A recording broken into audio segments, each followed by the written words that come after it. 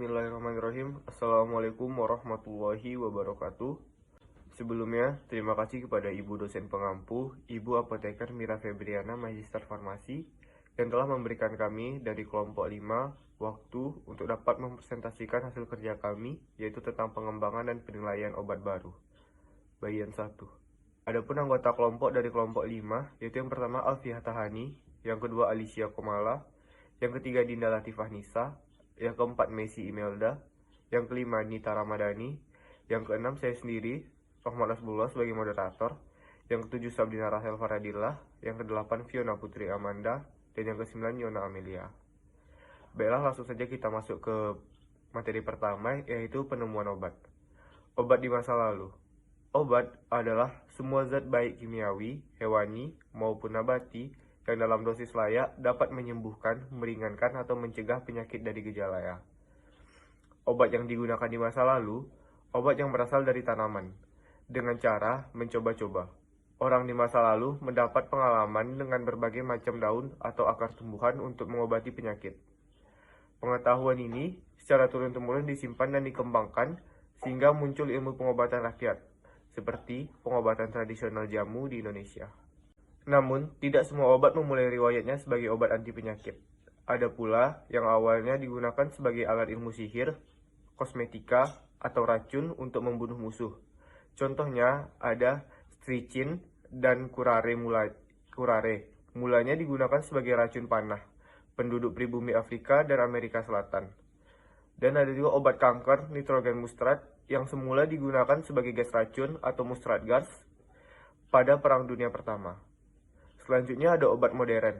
Obat modern dikembangkan melalui proses yang panjang serta memakan biaya yang tinggi. Dan setiap tahun, puluhan bahkan ratusan obat baru masuk ke pasar obat dunia. Parameter utama untuk penilaian obat yaitu yang pertama ada kemanjuran dan keamanan. Pengembangan bahan obat diawali dengan sintesis atau isolasi dari berbagai sumber, yaitu dari tanaman, hewan, dan kultur mikroba. Dengan mempelajari hubungan struktur obat dan aktivitasnya, maka pencarian zat baru lebih terarah. Baik, selanjutnya yaitu tahapan pengembangan obat.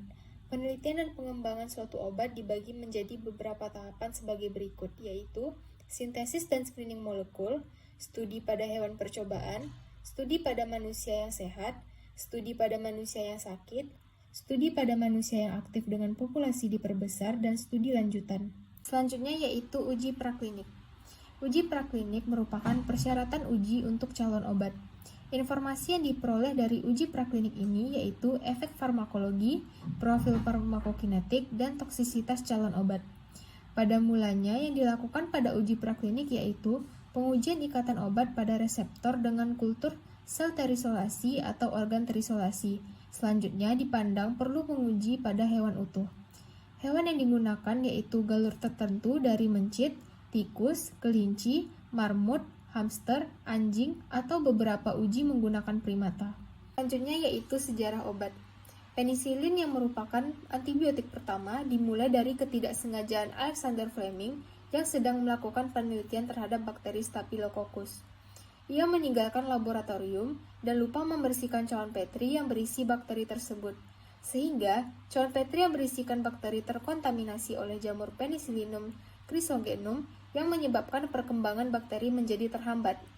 Penelitian terus dilanjutkan untuk mengetahui senyawa yang terkandung pada jamur Penicillium chrysogenum sehingga lahirlah antibiotik pertama yaitu penisilin. Selanjutnya, proses penemuan obat. Penemuan dan pengembangan obat terus-menerus dilakukan untuk terus menghasilkan produk-produk yang bermanfaat di dunia kesehatan. Proses penemuan obat baru di Amerika Serikat, tahapan yang dilakukan dalam penemuan dan pengembangan obat yaitu penseleksian target kerja obat. Dilanjutkan dengan penentuan senyawa, kemudian memprediksi kinerja senyawa berdasarkan struktur kimia atau in silico.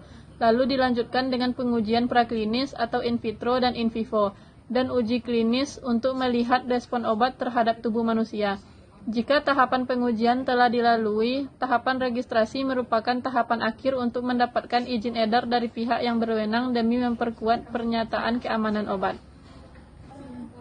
Selanjutnya, penentuan target atau sasaran tempat kerja obat. Pertama, target obat biasanya berupa sel, protein, gen, ataupun biofarmasetik. Suatu target obat yang baik adalah target yang dapat menyeleksi beberapa kandidat molekul obat yang secara aktif dapat berinteraksi dengan target sehingga dapat digunakan sebagai obat yang efektif. Kedua, target obat untuk sediaan inhalasi umumnya adalah sistem pernafasan. Asma, PPOK, dan infeksi seperti tuberkulosis merupakan penyakit yang biasanya diberikan obat dalam bentuk inhalasi.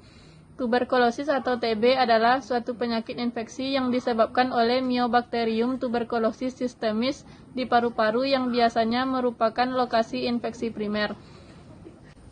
Yang keempat, tuberkulosis dapat juga ditularkan ke bagian tubuh lainnya, terutama meningen, ginjal, tulang, dan nodus limfe. Mycobacterium tuberculosis merupakan prokariotik dengan benteng pertahanan yang kuat berupa dinding sel yang terdiri dari 4 lapisan, yaitu fosfolipid bilayer, peptidoglikan, arabirogalaktin, dan asam mikolat.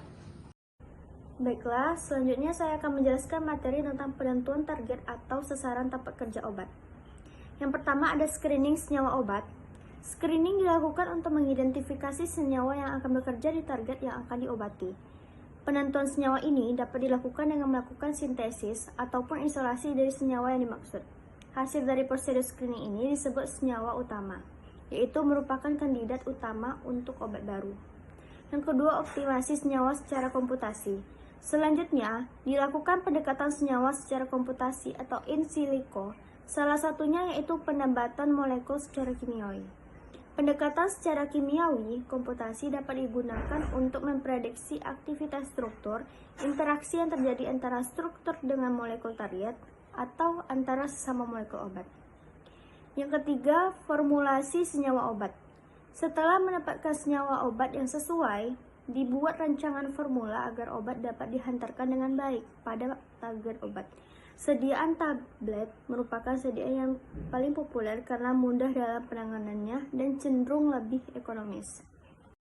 Jenis-jenis uji praklinik ada dua. Yang pertama, uji aktivitas obat. Yang kedua, uji toksisitas obat.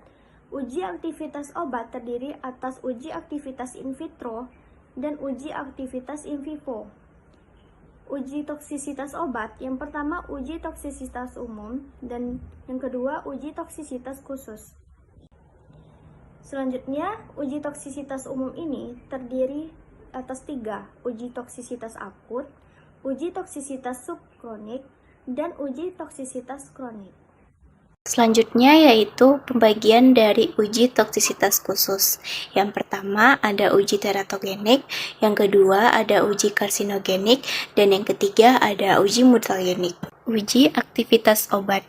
Uji aktivitas atau khasiat adalah suatu uji untuk menentukan kebenaran khasiat suatu bahan uji yang dibuktikan secara ilmiah pada hewan coba atau pada bahan biologi tertentu dengan metodologi dan parameter yang akan diuji ditentukan berdasarkan tujuan penggunaan bahan uji yang akan dipakai di klinik. Seperti halnya uji toksisitas, pada uji aktivitas ini dikenal uji aktivitas in vitro dan uji aktivitas in vivo. Uji aktivitas secara in vitro adalah suatu uji untuk menentukan tingkat ketoksikan suatu bahan yang diuji menggunakan media biakan bahan biologi tertentu yang merupakan subjek dari pengujian. Uji toksisitas in vivo. Suatu uji toksisitas yang dilakukan pada hewan coba dengan tujuan untuk menentukan tingkatan ketoksikan suatu zat atau bahan terhadap perubahan fungsi fisiologis maupun perubahan yang bersifat patologis pada organ vital dalam kurun waktu tertentu. Selanjutnya, uji toksisitas umum. Yang pertama, uji toksisitas akut. Uji toksisitas akut ini dilakukan dengan melakukan satu kali pemberian zat uji pada masing-masing hewan percobaan. Uji toksisitas akut ini bertujuan untuk mendeteksi toksisitas intrinsik suatu zat, menentukan organ sasaran, kepekaan spesies, memperoleh informasi bahaya setelah pemaparan suatu zat secara akut, memperoleh informasi awal yang dapat digunakan untuk menetapkan tingkat dosis, merancang uji toksisitas selanjutnya, dan untuk memperoleh nilai LD50 suatu zat uji. Selanjutnya, uji toksisitas subkronik. Uji ini biasanya berlangsung dalam 60-90 hari. Tiap hewan uji diberi 1 dosis secara berulang atau berkelanjutan melalui makanan atau air. Uji ini bertujuan untuk memperoleh informasi adanya efek toksik yang tidak terdeteksi pada uji toksisitas akut. Informasi kemungkinan adanya efek toksik setelah pemaparan zat uji secara berulang dalam jangka waktu tertentu, dan informasi dosis yang tidak menimbulkan efek toksik. Selanjutnya ada uji toksisitas umum yang ketiga, yaitu uji toksisitas kronik. Biasanya dilakukan 2-5 tahun, tergantung jenis spesies yang digunakan. Tiap hewan uji diberi satu dosis berulang atau berkelanjutan melalui makanan atau air, yang bertujuan untuk mengetahui profil efek toksik yang terjadi setelah pemberian zat uji secara berulang dalam jangka panjang. Uji gametogenesis, fertilisasi, uji implantasi, uji embriogenesis, uji organogenesis, dan kelahiran. Kemudian yang kedua yaitu uji karsinogenik, yang dilaksanakan dalam jangka lama, yaitu pada tikus dalam waktu 24 bulan, sedangkan pada mencit itu 18 bulan. Parameter yang diamati adalah terbentuknya neoplasma dan peningkatan kasus neoplasma sejalan dengan peningkatan dosis bahan uji. Di sini saya akan melanjutkan materi uji toksisitas khusus yang ketiga, yaitu uji mutagenik. Uji mutagenik meliputi mutasi gen dan mutasi kromosoma. Mutasi gen adalah perubahan pada sekuen nukleotida pada satu atau beberapa segmen yang dikode gen dalam bentuk substitusi basa purin dan pirimidin, atau penghilangan atau pergeseran basa tertentu yang berakibatkan perubahan pada sekuen DNA. Mutasi kromosomal yaitu perubahan morfologi pada struktur kromosom, seperti ablasi kromosom dan delesi kromosom. Berikut adalah daftar pustaka yang kami dapatkan mencari pengembangan dan penilaian obat baru. Sekian dari saya dan kelompok 5. Maaf jika ada kesalahan. Saya pamit undur diri. Wassalamualaikum warahmatullahi wabarakatuh.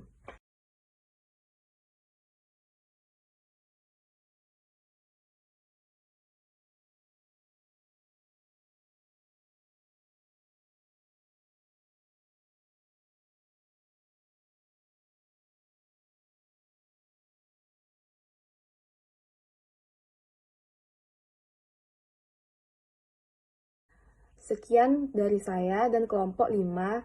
Maaf jika ada kesalahan. Saya pamit undur diri. Wassalamualaikum warahmatullahi wabarakatuh.